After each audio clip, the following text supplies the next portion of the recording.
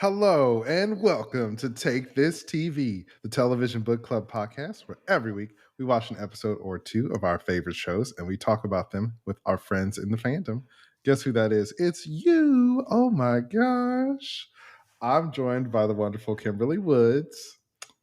Hey, hot potatoes. And this season we're talking about Shogun. And we're on episode 2 of Shogun today. And it's called Servants of Two Masters. So if you have not watched episode 2, be sure to watch that and then join us because spoilers lie ahead. So Yeah. the episode description is Blackthorn's arrival in Osaka stirs up a hornet's nest of rivalries. Mariko is trapped between her cause and her faith when she must translate for the barbarian in Lord Torunaga's custody. Ooh. Dun dun dun. Dun dun dun. So this is the first time that we actually get to see the opening of the show. Carmen, what did Yeah. you think about that? That was so cool. It was cool. I love that a lot of shows are doing these like stylized opens now. It was beautiful. I love the Japanese Zen gardens and the sand and the ships going through the sand. Yes, I love everything about this show. The style, like, it's so cool and like it really immerses you in the culture, Mhm. which feels like really fresh and new. And I'm excited to watch more. It was so cool. I love the samurai armor that busts through at the end of the stylistic opening. It's really, really cool. Heck yeah. Did you watch the sub or the dub? I watched the sub. Did you watch the Okay. sub or the dub?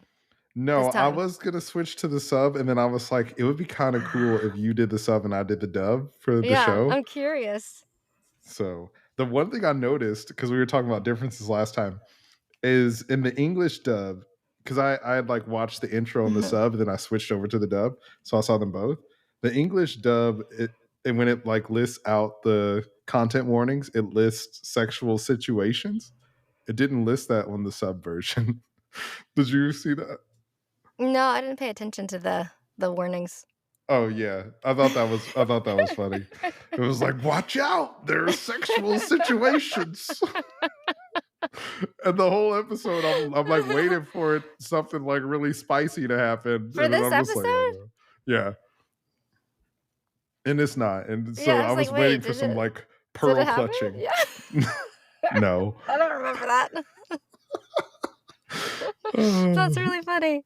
yeah. Oh my So I gosh. thought that was silly, but So this episode we start out with the former Taiko on his deathbed 1 year ago. And we find out just how much he favors Torunaga, which is really cool because he invites him to have a private audience with him. He seems to be testing him in a way when he basically offers him all of the power in order to take care of his son. And as we know, our Ned Stark of the show declines that offer. Um, and we see that the Taiko has drawn up the current state of the regents, this Council of Regents that will, keep everybody's power in check. But it does seem like possibly if Torunaga had a solution, the Taiko would have honored it because he seems to respect him. It seems like he's like hoping, like he probably knows that there's not another solution, but if our wise Torunaga had one, he would have maybe accepted it. yeah, I mean, we kind of get the sense that they are really close friends outside of their roles in the country. And in the English version, there was a line where Lord Tornaga was like, "Yeah, we've shat in the same pot so many times." It was Yeah, at that the was it. Yeah, same that line. was how it Okay, was translated too. Yeah. okay, cool. I thought it was kind of funny because I was like, I wonder if that's just the dub translation or if that's That's actually what the line funny. is. Yeah. But yeah, so they seem really close. Um, Mhm. and I was like actually really surprised that the Taiko was testing Toranaga in that way. But I mean, it also shows us just the type of honorable man that Lord Toranaga is. Mhm. We also get that comment where the Taiko's basically saying like, "Yeah, you could have had a woman like her." Like Ochiba, kind of yeah. talking about his concubine, I think, because he seems to have a wife and a concubine, right? Oh, Because there's the Tornaga does, older, yeah, or Taiko, the Taiko. oh, I also don't know. I mean, possibly Torunaga too, because we do get a later scene where he seems to be, there's the older woman, and then there's like, right. mm-hmm. So it, Yeah, it seems like that's also a part of the society where it's commonplace. it did seem But that way. he says something like, you could have had a beautiful woman like her, and then Toranaga's like, I never cared for beautiful women. So I feel like they're just showing his honor and the fact that he's not a superficial guy. He's not going to be fooled by a facade. He's very much about honor and truth and what's underneath. So Yeah, I thought that was an interesting line, and I was like, "What does that mean?" And like maybe he's just he feels like part of his duty to his country is to have heirs, and so maybe that's why he has like spouses or whatever. But I thought it was interesting, and I'm excited to learn more about Lord Tornaga and like his personal belief in life. Um, but I did mhm. think it was interesting that when everyone is asked to leave and Toranaga stays, Ochiba is also asked to leave, the Taiko's wife. And there's that sort of glance between her and Toranaga before the doors close. Mhm. And I was like, is there a rivalry there? Is she upset that Toranaga is able to stay and she isn't? What did you read of that? Yeah, I don't know. Maybe she's a little bit jealous of their closeness. Maybe Mm. it's just showing us just like how much in the Taiko's favor Toranaga is, that, because he's on his deathbed. He seems like he could die at any moment. That's true. She might be like, "Why are you getting to spend the?" That's a good point.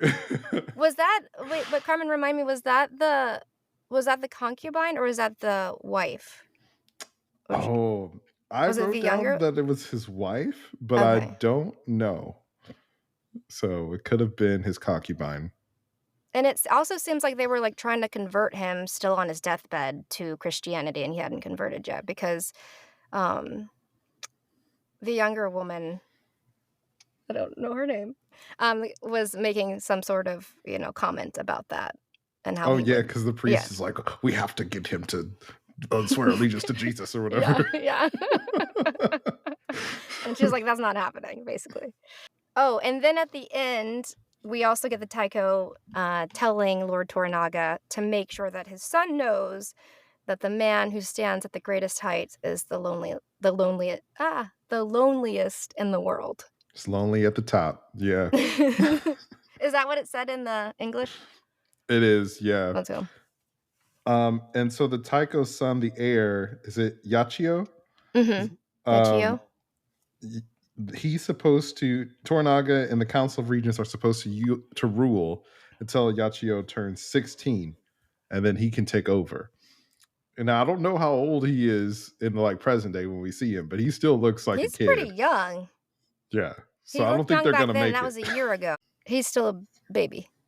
He's still a little guy. So it doesn't seem like that was ever really in the cards. No, no. But anyway, I love this opening. I love Yeah. that we're, like, finally getting to see, like, this is why everybody is probably scared of Lord Toranaga. They probably know that the former, Taiko trusted him and had this sort of relationship with him, and so, he's the one to look out for. That's why they're all trying to team up and get him out. Yeah. The scheming. So much Yeah, scheming is happening. so much scheming.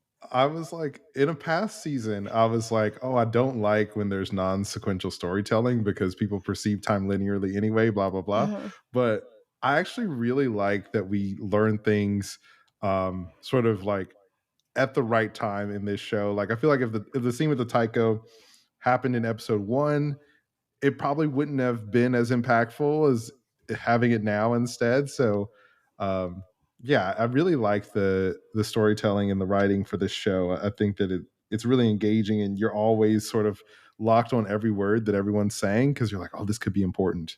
Mhm. I love it too. Um, I also thought it was interesting that later we find out that Lord Torunaga is part of the Minowara clan Oh yeah. too, which is another reason why the other regents seem to fear him, because just his name alone seems to have some tie to the imperial family. He has like royal lineage, so he's destined potentially to be the next shogun. Yes. So I think his family were the essentially ruling shogunate over the last 100 years ago or something like that. Um, and so, yeah, everybody kind of knows that if there was going to be a new shogun, he's probably the front runner for it, Yeah.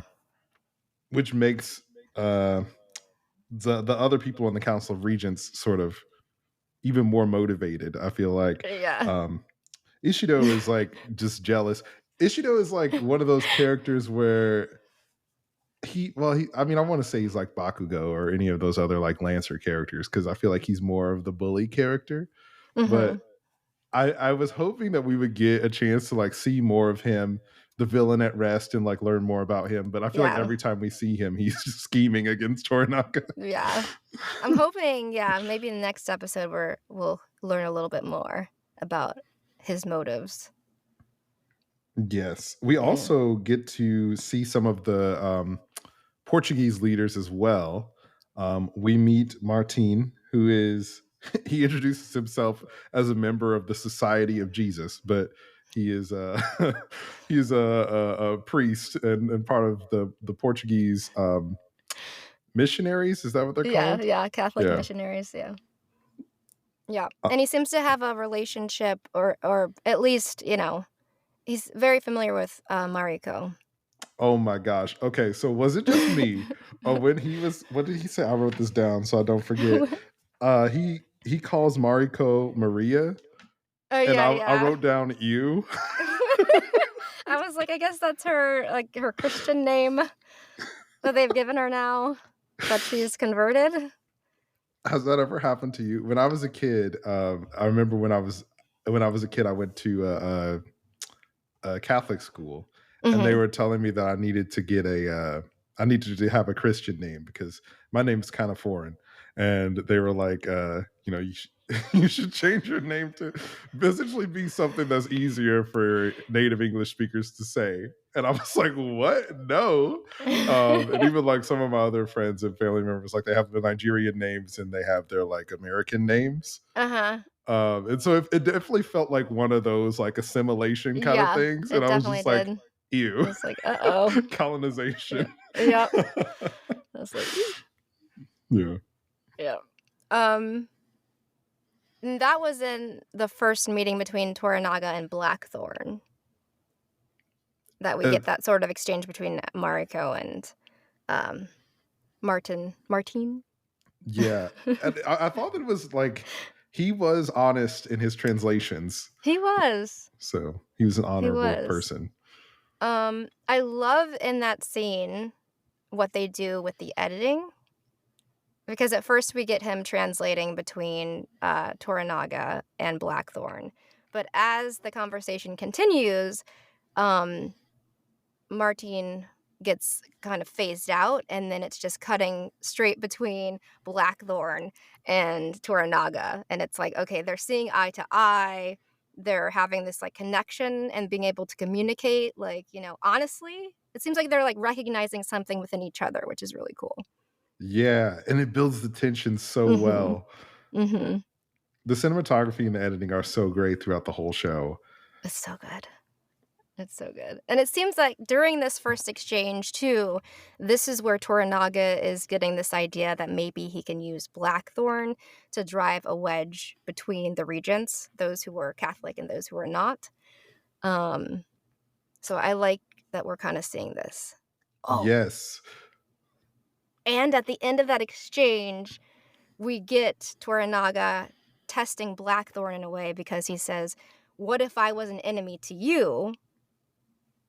Because basically, Blackthorn has said that the Portuguese are his enemy, and that's why he doesn't trust Martin. Um, so Toranaga says, "What if I was an enemy to you?" And then Blackthorn is basically just like, "Then I would commend my soul to God, for surely, I would die against a techie like you. And Never so it's missing like, a beat. oh, That that's good. silver tongue. That is so good. Blackthorn, that silver tongue, yeah. I love that so much. Just the arc of that scene is like so good. Yeah. Every conversation does feel like it has an arc. And I Mhm. feel like, some of the best episodes of these types of shows with a lot of political intrigue and relationships and rivalries, the writing and the conversations are really like battles. And I Mhm. think that like all of them have a sort of a 3 act structure. And this scene was Mhm. definitely one of the better ones that I've ever seen. I loved it. It seems like Blackthorn recognizes Lord Toranaga's honor or something. Like the fact that he can actually talk to him and he feels like he's being heard versus, when we first saw him with translators and people he was trying to communicate with. It was not going well. No. And I No. mean, we even see that in the end of last episode, just like on his face with when he sort of sees Tornaga for the first time. You can see it, tell he's really moved by it. Yeah. Um, but their exchange is interrupted by Ishido when he bursts in, so disrespectful, just bursts in the room. And Martine tells Blackthorn that, like, if you want to live, don't say anything. As we learned from episode 1, if you talk out of turn, you could lose your life. Yep. And also your whole family's lives. Your whole family, everybody's Commit getting everybody murked. to, yeah, so better think long and hard about that. Yeah. Yeah, so Ishido interrupts, basically is like, what's going on here? What's this barbarian doing? This is going to cause trouble. And then basically Toranaga sends Blackthorn to jail for his protection, basically. Toranaga is so smooth because he's like, He's oh, it so doesn't bother me. good. I'll It's send him to jail. so good. He is, in this episode in particular, it's like, he is such, like, we're learning how great of a chess player he is. Like, like, the fact that he can see the whole map, it just feels like he's, like, playing everybody Yeah. He's and he's seeing so always many ahead. steps ahead. Like, so not Mhm. even just one step. Yeah, he's a master. And I mean, we sort of are like left in the dark for most of the episode, because this episode we get insight into Toranaga's plan that was first alluded to in episode 1. But even like we're sort of learning with the rest of the characters, and Toranaga is kind of like this unknowable character who's always, like you said, multiple steps ahead, which I really love, and like it builds the mystique around him, and Mhm. we kind of see why he's revered amongst people that are in his inner circle. Yeah, and again, why he should be feared by the rest of the regions. Oh, we also meet Mariko's husband, who Oh I my wrote jealous gosh. and rude. I was cruel. Yeah, because he comes in and Mariko's laughing with her son. And her husband is like, well, you got him laughing like he's one of the women at court or something like Yeah, that. like he's one of the girls. Yeah, I was like, what, you can't laugh? Like, that's dishonorable to laugh? Damn. So, And he yeah. basically tells her that she just needs to stay in the house. He does say that, yeah. And he is like, I love that he gets humbled when his dad, Hiramatsu, comes in. Hiramatsu is well, it seems to be Toranaga's right hand. Mhm. Um, and so he comes in and lets them know that Lord Tornaga has called another audience. And the husband gets ready to get up and he's like, oh, not you. I love that moment because it's just Yes. like, yeah, he's so jealous of Mariko and being called to work with Lord Tornaga, and I guess he feels like it should be him. Um, and then his dad comes in and embarrasses him again, which makes like sweet justice. Yeah. And he's like trying to pry information from his kid about what Mariko was doing in court. Oh Instead of yeah, instead of like talking directly to Mariko and asking her, he's like, what. the disrespect. It's just horrible. It's like, okay, clearly this was a political connection or something. Why she married this guy. It's Mhm. not for him, It because was a he's political horrible. marriage. Yeah. I mean, we also get to see a lot of that with a lot of different characters of like we sort of talked about and learned in last episode. They said that a lot of people have multiple hearts, and so you see people are doing sort of like what they have to do to move through society and try to move. through the social class that they move around in the social class that they're in. Mm-hmm. I also love that Hiramatsu is like sort of learning about Lord Toranaga's plan along with us and asking some of the questions that we would have. Where Mariko explains that Torunaga is sort of using Blackthorn as a weapon against the other leaders of the Council of Regents. So Mm-hmm. the political games and everybody just like using people like pieces on a chessboard. It's yeah. It's I so don't know what's good. gonna happen. I'm here for it. Me too. And sure enough, as Lord Torunaga expected, it sows distrust in the regents, and some of the regents are calling for Blackthorn's death. Um, what? What was that gasp, Carmen? Oh no, because you said Blackthorn's death, and I was like, But before that, before they try to go round him up, he's in prison, and he learns of the secret base, which I think he suspected because it was already in his journals about Macau. But he learns that there's actually Ronin at this Portuguese base. He does from the priest. Well, also, I laughed out loud when the priest sort of gave him the rundown of all the players in the that are like the political players. Yeah. Because I was like, this feels like a video game where like you meet the first like NPC ally character, and he's like, let me tell you about the players in this world. But I'm so happy I that it's love that. there. As an audience member, though, I was like, oh, yes, thank you. Me too, because I was like, wait, let me get everybody's name. Who's that? What are they? So we learn about the leaders of the different families, the other count in the Council of Regents. So just to recap for everybody, so we're all on the same page. There's Sugiyama, who's a descendant of the richest family.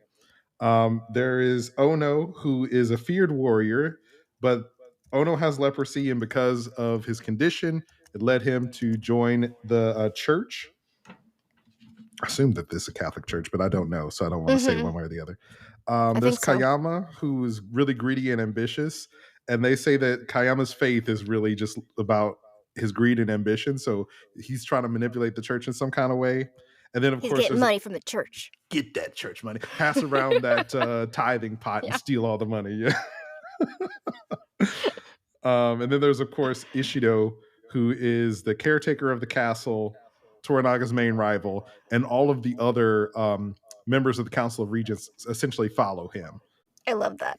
Yes. I loved our little lay of the land there with this character. I was so happy. I was like, thank you. Because I was like, who's in the first episode? I'm like, what? That's his uncle, his brothers. What? Who's What are their names? Yeah, that's everybody's name. Anyway, so we learn all that. Yeah. And then we get to see the other regents all meeting, having their little scheming dinner together, their little lunch. And you can tell that just like their relationship, you get the impression that they've always kind of been a little clique that's left Toranaga out. And then Ishido is trying to push for the vote to decide Toranaga's fate and essentially kill him. But because Toranaga schemes, the other regents are like, we have to execute the heretic. Blackthorn has to die. And so they want to delay the vote until after Blackthorn is executed, which was part of Toranaga's plan all along. So they're playing right into his hand. Yeah. I love it. I love it. I love it. I love it. Yeah. Meanwhile, after that, we also get this meeting where Ishido goes and meets with Yabushige to try to figure out what Torunaga is up to, which I thought was super interesting. Well, so Yabushige is one of Toranaga's samurai, and he's also the person first episode that we saw that boiled somebody alive. So now we know his name is Yabushige. So And he's not Mariko's husband, which we were maybe suspecting he might be. I thought it was interesting during their conversation that Ishido is like, Toranaga is going to have to be executed, and you're going to die along with him. So it's like you kind of get the sense that like they have some kind of relationship, but Ishido is always trying to hold power over Yabushige. So yeah, It's And not then a Yabushige healthy. is like, "Hey, let me handle this." And he kind of gives insight a little bit into why, Torunaga wants the barbarian in the first place. And he's kind of like, let me take care of it. I'll go get the barbarian, and then you can have that, tool to use for your own devices. Mm-hmm. So I kind of like that angle too, because he's like, I'm doing this for you, but ultimately it still leads back to, Lord Torunaga Yes. getting Blackthorn back. Well, so Yabushige, so I think Ishido's plan is like you go and get Blackthorn under the ruse that you're doing it for Toranaga, and then I can be pulling the strings behind the scene. Hmm. But I think that Yabushige is so bad at being discreet that I get the impression that Toranaga was on to him from the start. That's what Um, it seems like. That's what, like, it's like this chess pieces. It's like, it seems like Lord Tornaga was like, this is probably gonna happen. like, how does I he can count on my know? guy to, like, Yeah, I guess he knows his people so well. He knows that like if I do this and these people are gonna do that, and wow, so yeah, epic. Yeah. yeah. Because when he does come back to him after the bandit attack, like, yeah, Lord Tornaga knows. He's like, "Oh, how convenient you were in the right place at the right time." Yeah, he's When like, you these got a bandits habit of that. Yeah. yeah. Um, yeah. Oh, Anyway, so I love that. before Blackthorn is saved by Yabushige, uh, when he's in the prison and he's talking to the priest tells him, "Don't use the information that I gave you because you can't win their game." And then Blackthorn's like, "You don't know me. What? Like, you know who I am?" And then I love that, like, when he's being taken away, the priest is like, "Confess your sins, my son," and he's like, "No, I don't want to do it." And then immediately after that, we see him like, "Lord, forgive me for my pride." Oh my god, he got religious real quick when he thought he was gonna die. Oh my gosh. I love that so much. Yeah. He is very We see that in the next scene again. Like, once he gets saved and he goes back to Lord Tornaga, he shares all these secrets. Um, he draws the map, he points out the Portuguese base in Macau and tells them about the Ronin, which they're all shocked to hear about because, supposedly this had something to do with the uprising against the Taiko Hmm. and possibly the Taiko's decline. Like, maybe he got injured in whatever uprising this was, and that led to his death. So this is like a huge reveal. Yes, everybody's really surprised and taken by this, and Blackthorn is so clever because he brings it up in a way of like, "Oh, you didn't know? I thought you Mhm. knew." Yeah, yeah. And then he just lays it on them too that, like, "Oh, you didn't know your territory, it belongs to the Portuguese because, they have this the Spanish and the Portuguese, they have this treaty that, any land, when yours falls to the Portuguese." A new player enters the Game of Thrones. Yeah. Yeah. And they aim to replace all non-Christian leaders with leaders of their own. So am I incorrect in thinking that like are they the Spanish Inquisition? Is that what's happening? The Portuguese, or is You that like mean a like the whole, deal they made, the treaty that they made, or the just Spanish like with the the Portuguese? like the colonization efforts of the Spanish Inquisition to like spread their reach in Is history of that like, part of is that? that I what think this it is? is, Oh, yeah. okay. Yeah. Cool. Um, but it seemed that they had a deal with the Portuguese where the Portuguese gets Japan. Dang. Yeah, they For divided up the whatever. Yeah. world and like we Yeah. get this half, you get that the Yeah. half of like any non-Catholic nations. Wow. There's a big moment for Mariko here where her faith is being tested because she has to translate this fact that, Blackthorn is basically saying that the aim of all the Catholic Portuguese people that are here is to replace the leadership with Christian leaders of their own. And she says that's a lie to Blackthorn, and Hmm. she asks him to swear by his god that this is the truth, and he says it is, and then she actually does repeat it. So again, she, does her service to her, Lord Tornaga, and actually says what he said, despite her misgivings about it.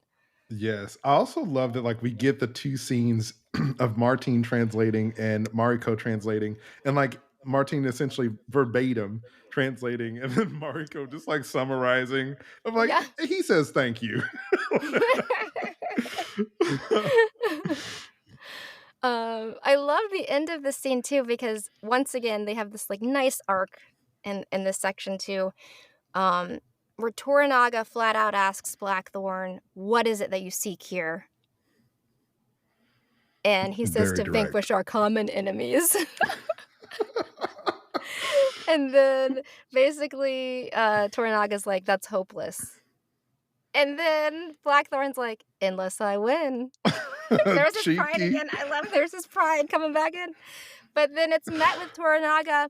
We see Torunaga smirk. Mm-hmm. So he likes this. And I'm like, this is They're good. kindred This is so good. spirits. Yeah. It's like I'm outnumbered, but I'm the smartest one in the room. Yep. The underdog's rising up. Yes. I love I that love it. scene. It was really great. I also was like, okay, so just a quick aside about the shipping that we were talking Mhm. about. So we talked about Mariko and Blackthorn, which I still think is going to happen. Thorn. Mari Thorn. We talked about Mari Thorn because if you Yes. got hot people, they got to kiss. Yep. But um, did you pick up on like Martine having a crush or thing for Mariko? It seemed like it. Yeah, I felt like the vibes were there, and I was like, I'm not about it. I First of wasn't all, about it. I didn't entertain that though. I don't think she felt more I don't think for her it was a romantic thing. yeah, I don't I think feel so like either. she has a ma it was more of a like you helped me see my faith sort of respect for him. Yeah, But I didn't read it beyond like I think for him it definitely was there, but for her it was purely like I respect you for like, you know. yeah, because he's like, "Oh, Maria," and I'm like, Yeah. "Bro, get Like, out of ew, ew, here! ew, ew. No, Yeah. thank No. you." Big nope. Big The nope. devilish rogue Blackthorn is right around the corner. Speaking of our Mari Thorn ship, one of my favorite, like, hot moments Hell yeah! is when she was like, "Call me Mariko-sama."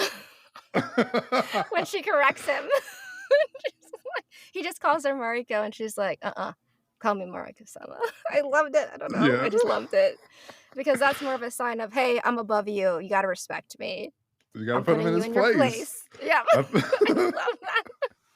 I think he was kind of here for it too. Yeah. Yeah, I think so too.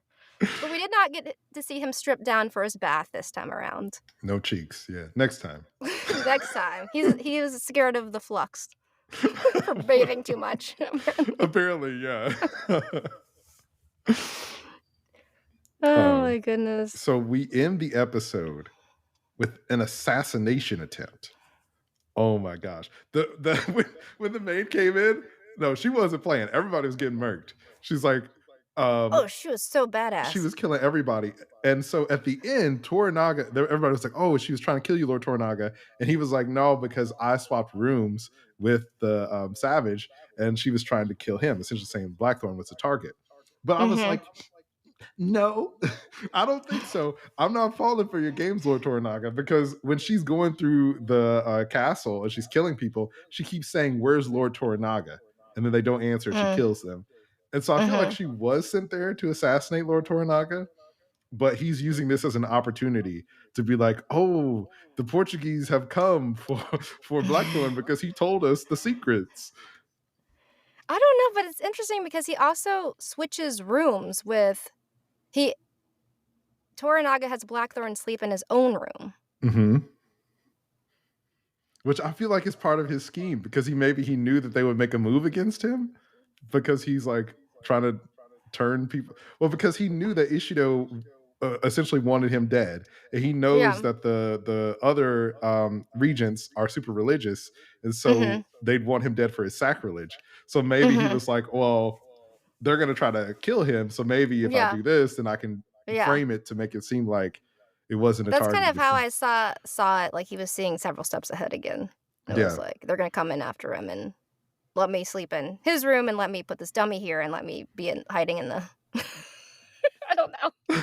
no, I I love thought it it. was really good though. I love it. I'm not on his level, so I'm just I guessing. I me neither. I don't I'm just yeah. This episode definitely set me up as being in awe of Lord Tornaga and his prowess. Heck yeah, dude. Um, So good. but I just gotta ask though, do you love it, Kimberly? I do love it. And I love the title, Carmen. What did you think about the Servants of Two Masters theme for this episode? Oh my gosh, I love it so much. I feel like it has multiple meanings, especially with Blackthorn, because we sort of get him. We learn about his devotion to wanting to get vengeance on the Portuguese, but we also know that he's like sort of being enamored by the Japanese culture as he's Mm-hmm. being exposed to it more. So, Yep. and he does sort Yep. of put himself out there to protect Torunaga. So, I mean, it could have been a political move, but I also feel like he was acting off instinct. Yeah. And I feel like there's so many people that this description fits. Like Yabushige is serving Torunaga, but also in some ways serving Ishido in this episode. Mm-hmm. Mariko serving her god, Torunaga, and, she has to Everybody. deal with her husband. Yeah, he sucks. Kiyama's being torn by, money Gotta and stack listening that to bread. Ishido.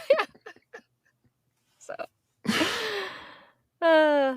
but I'm definitely excited to see what happens next and learn more about all the different, you know, leaders even more.